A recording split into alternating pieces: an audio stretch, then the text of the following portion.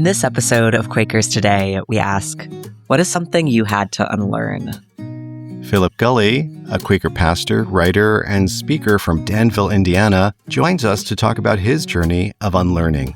He is the author of Unlearning God, How Unbelieving Helped Me Believe. And we share resources that have helped us in our process of questioning what we believe. I'm Peterson Toscano. And I am Sweet Miche. This is Season 4, Episode 5 of the Quakers Today podcast, a project of Friends Publishing Corporation. This season of Quakers Today is sponsored by American Friends Service Committee and Friends Fiduciary. I just like the kind of people that Quaker meetings attract. That's Philip Gulley. Peterson and I recently had a long conversation with him. And the funny thing is, the evangelical Quaker meetings I've gone to, the Bible-thumping Quaker meetings, and the most unprogrammed progressive Quaker meetings attract the same kind of people. But we didn't reach out to Philip to talk about Quakerism. We were curious about his own long and winding spiritual journey.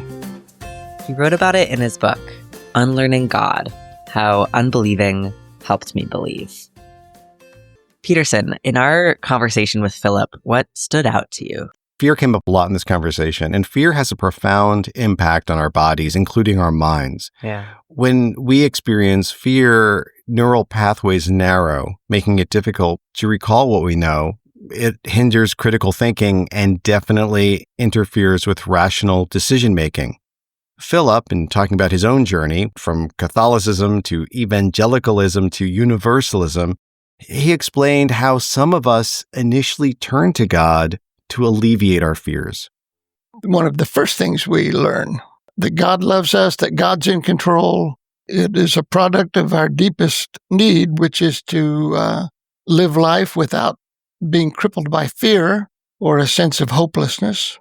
And so we posit all these powers into a divine being so that we don't have to go through life worrying that no one's in control and that this will somehow end up okay. As a teen, I attended a church where the leaders routinely warned us about how we could be led astray from the faith. They would say, "Be sober, be vigilant, because your adversary, the devil, as a roaring lion, walketh about, seeking whom he may devour." I have no idea why I did it with that accent, but it was the King James. I do remember that. According to Philip, using fear to control behavior is nothing new. It goes back to the beginning, like the book of Genesis and the Garden of Eden. God gave them a vast garden of fresh produce, but warned them they must not eat of the tree of the knowledge of good and evil. We know now that 4 different authors wrote the first 5 books of the Bible. Some of those sources were very poetic, exploratory, had all kinds of questions, and just wrote very movingly.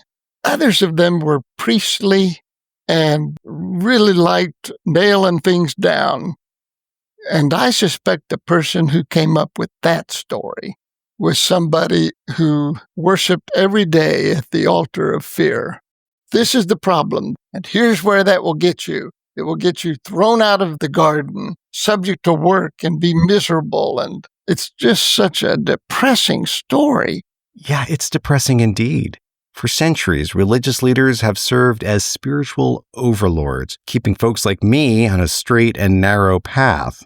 Frankly, I liked it that way, which I know sounds weird, but it was easier to outsource the work of figuring out God's will for my life than to do it myself. How unlike the early Quakers. These friends dared to turn their noses up at church authorities and the educated clergy class. Instead, they looked directly to God for guidance. They questioned, liberated themselves from church teachings, and sought to live lives led by the Spirit. Centuries later, here in the United States, we are witnessing the overreach of religious leaders again, which, according to Philip, has political consequences. Well, it's clear that fear is probably the driving motivation in our culture. I think that's especially obvious now with the rise of Donald Trump and his supporters, which, in a way, was a masterfully evil manipulation of human fears.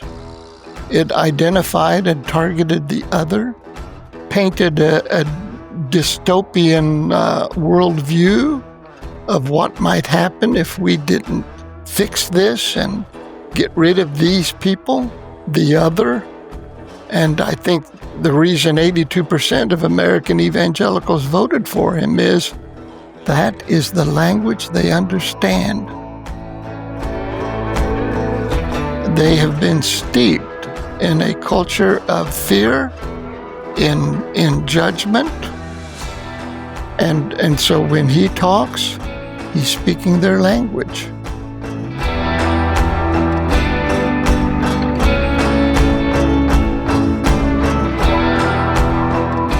In my earlier years, I submitted myself to evangelical and Pentecostal ministers who spoke incessantly about love, but they also preached fear.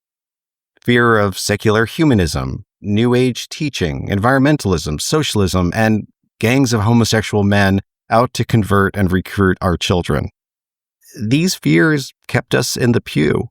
They fired us up to support politicians promoting Christian nationalism. The fear instilled in us led to actions that aligned perfectly with a political movement. Having to unlearn this type of fear himself, what does Philip say to the people caught up in the current political movement steeped in fear?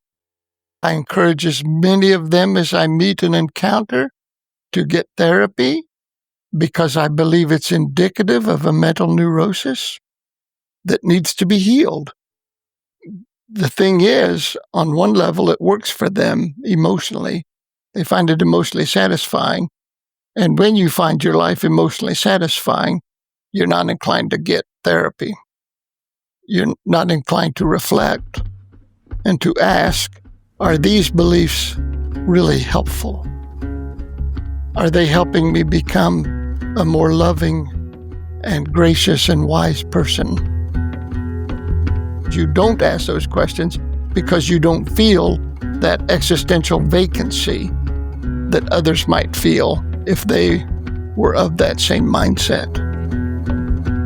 For Philip, unlearning means fearlessly examining our faith and what we have chosen to believe. Unlike you, Peterson, I didn't experience an evangelical tradition. I was raised in a mainstream denomination, the United Methodist Church. Frankly, it wasn't scary, but it also wasn't terribly inspiring either. I turned away from Christianity as a teen because I didn't see my fellow congregants living Jesus's teachings.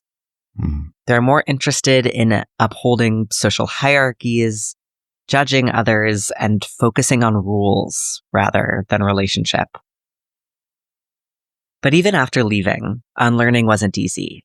All of us have deeply ingrained ideas about right and wrong, but dismantling these frameworks of religious dogma can feel like unsettling the very ground beneath our feet. To question and potentially release these long-held ideas requires courage. But it's also the first step towards a more loving way of being. I look at every belief and ask this question, is it moving me forward or is it holding me back? And by moving forward, I mean, is it helping me grow? Is it making me a more loving person? Then I retain it. And I don't care who taught it to me. It doesn't matter if I learned that from a Catholic nun at the age of 6. If it still works, I'm going to keep it. If it makes me a smaller person, if it makes me love less, if it diminishes others, then I feel very comfortable jettisoning it and letting it go and saying, I'm not going to let that belief inform my life any longer. I think we need to do this not only with religion, but I think we need to do it with nationalism, with what we were taught about America, and the beliefs that we retain, and the beliefs that we really ought to let go of. As Philip said earlier, one of the first things we learn is that God loves us, that God is in control. As a child, I learned literally that God is my heavenly Father. To move beyond that, to grow up in a way, was to shift my whole understanding of the Bible and its teachings. Unlearning the Protestant God was a process of questioning those foundational images. For me, I realized I loved the Jesus who washed the feet of his disciples and flipped the tables of the moneylenders.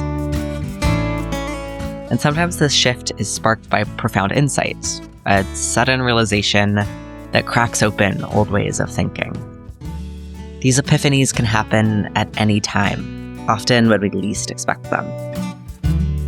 I was at our local Bible bookstore, and someone there, another customer, handed me a book that he had brought with him. It was a book of Clarence Jordan's sermons. And he wrote a beautiful sermon in there about universalism based on Luke 15. And he ended with this wonderful line: God is not a jailer jangling the keys on a bunch of lifers, that is, people sentenced to prison for life. God is a woman looking for a lost coin, a shepherd searching for a lost sheep, a father welcoming a lost child. And the first time I read that, it was an Abraham Maslow peak experience. I knew it was true. I knew it was true. And in that moment, left behind the evangelical Christianity that I had been immersed in and became a universalist. Unlearning isn't a clean break. Emotionally, we might cycle through doubt, anger, and a sense of being adrift. It might involve leaving your church, leaving friendships or family. For me, it wasn't a dramatic exit from a single community, but more of a gradual distancing from certain ideas and practices. But there was a period of feeling untethered, questioning where I truly belonged spiritually. And I think that this is true for many young seekers. The politicizing of faith is increasingly prioritizing power and nationalism over compassion and global community. However, religious community can be an incredibly powerful force of good.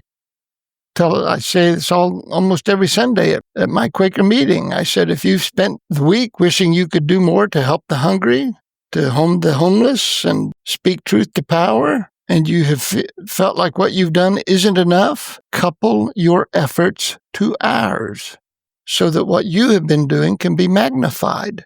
We can do more together. Organized religion will continue to be useful if it does several things well. If it brings people together in loving, shared efforts to enhance the world, if it respects personal autonomy and the right of all people to discern the best way forward for them, as opposed to imposing a standard upon them. We need to be much more discerning in what we give our hearts and minds to, and be careful not to support things that diminish us or diminish others. If we can find a way to include all, to help all, to encourage all, who wouldn't want that? There's still a place for us. Who wouldn't want that?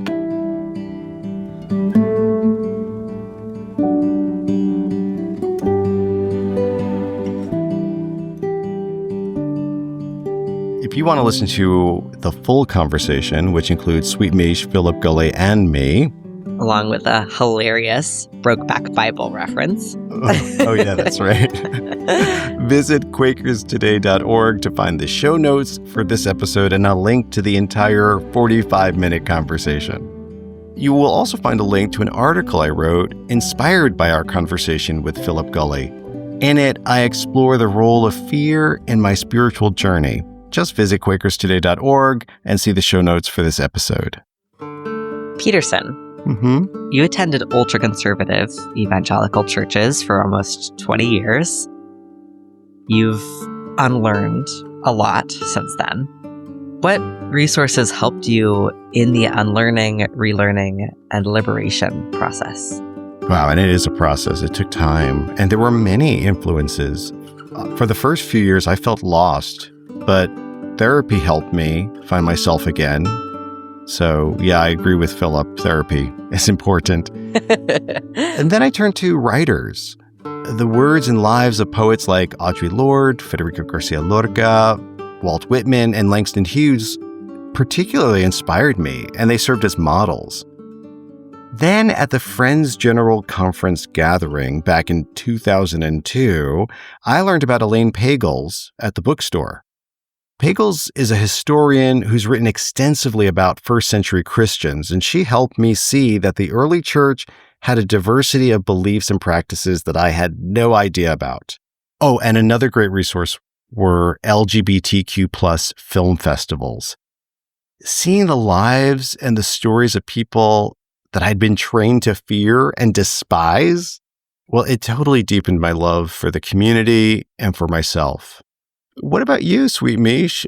I know you don't have the same background as me, but you've been unlearning and relearning. What resources and experiences have contributed to your unlearning? Yeah, I think my first moment of unlearning was joining Quaker voluntary service. And in my first meeting for worship in the barn at Pendle Hill, a friend who passed while I was in college spoke to me, and she told me to follow a path of faith. Since then, I have also felt drawn to writers. Poets like Mary Oliver and Christian Wyman have helped me expand my understanding of the divine from my own culture. And I've also turned to writers who write about divinity from contexts outside of mine, like Joy Harjo, the first Native American poet laureate, who writes about Earth Spirit, and Nigerian writer Akweke Emizi, who writes about the Obanji. These writers have taught me new concepts of God and how colonial theologies have suppressed these spiritual traditions.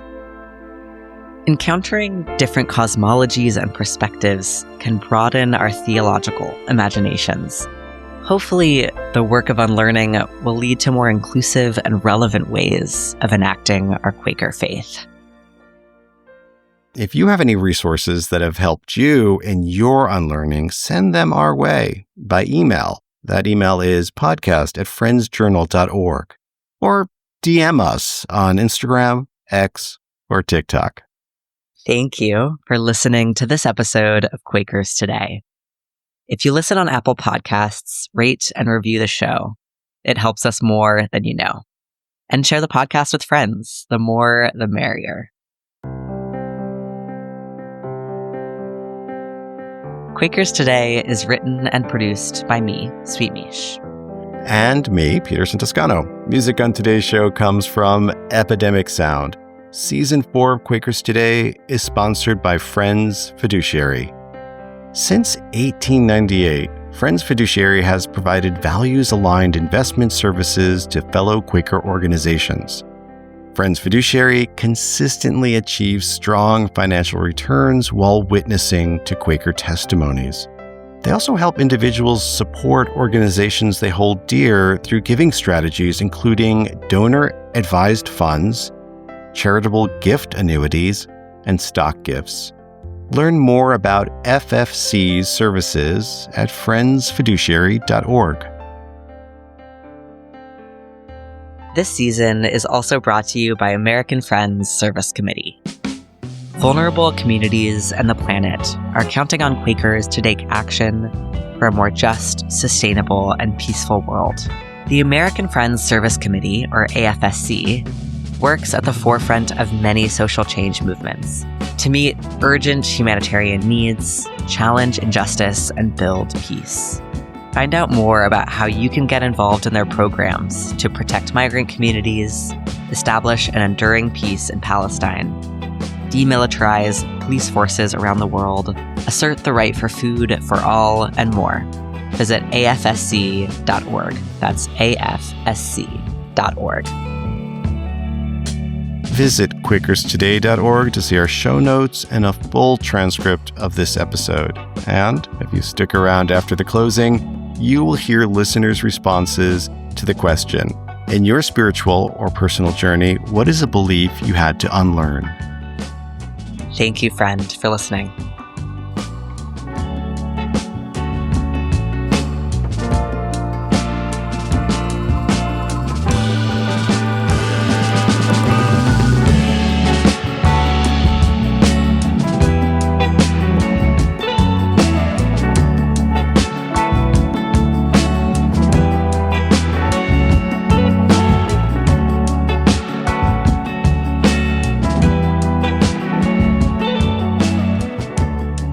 In a moment, you will hear what listeners had to say about beliefs they had to unlearn.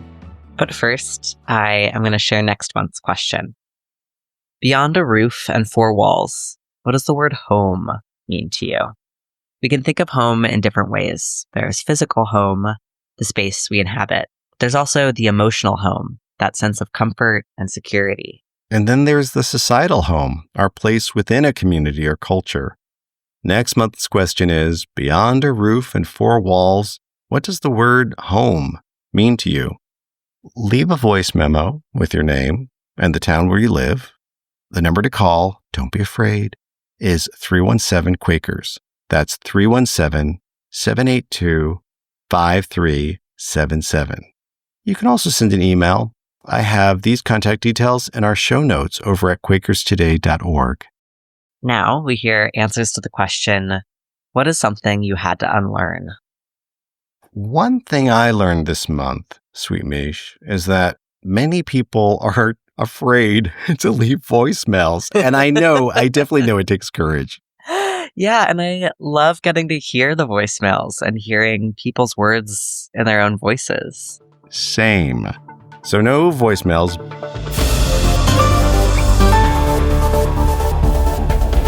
But wait, we have breaking news. We have just received a voicemail. Thank goodness. And here it is. Hi, my name is Roxanne. The big thing that I find as I explore and seek in many different religious styles and methodologies is that there is no one group or one person or one people who have the answer, like capital A answer.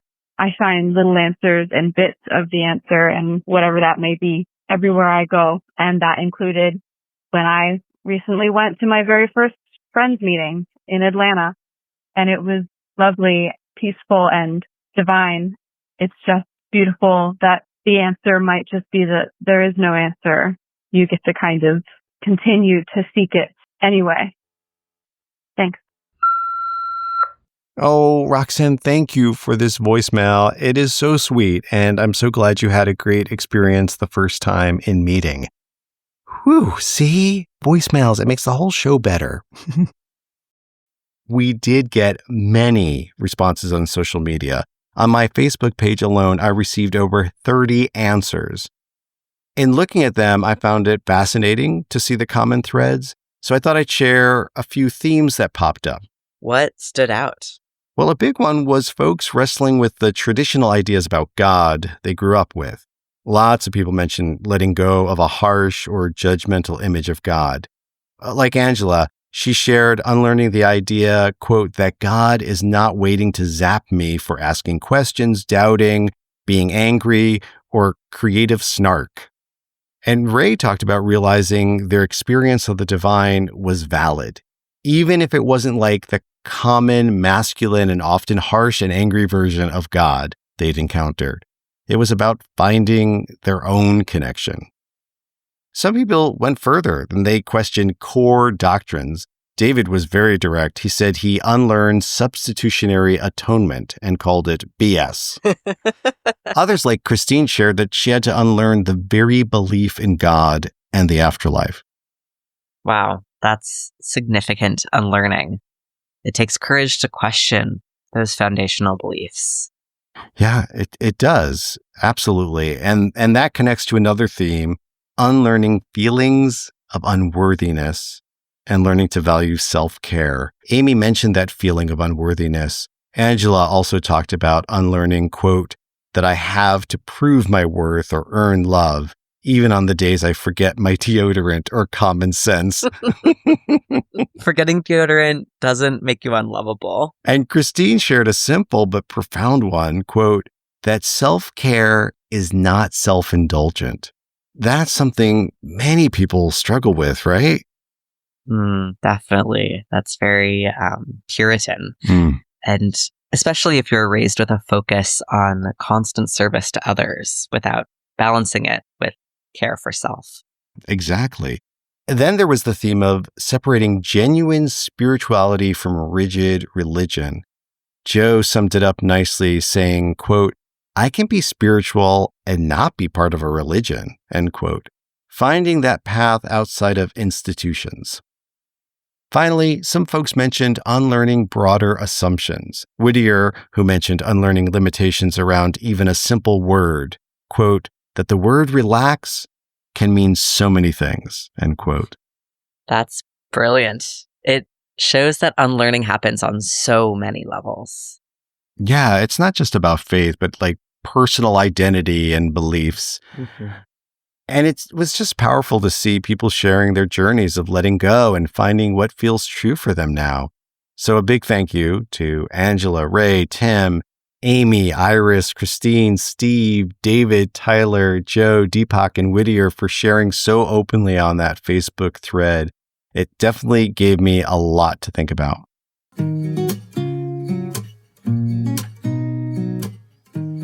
For next month, we'll be exploring the idea of home. Next month's question is, beyond a roof and four walls, what does the word home mean to you? Come on. I need you to make me happy. I need you to leave a voicemail, please, at 317-Quakers. It's so easy to remember. That's 317-782-5377, 317-Quakers. You can actually also text that number, but a voicemail, now that would make me do a happy dance. And you can also call it any time of the day or night. It won't wake us up. No, it won't. And you can call more than once if you're not happy with your first voicemail. We'll choose the best version, I promise. Beyond a roof and four walls, what does the word home mean to you? Thank you for listening, friend. See you soon.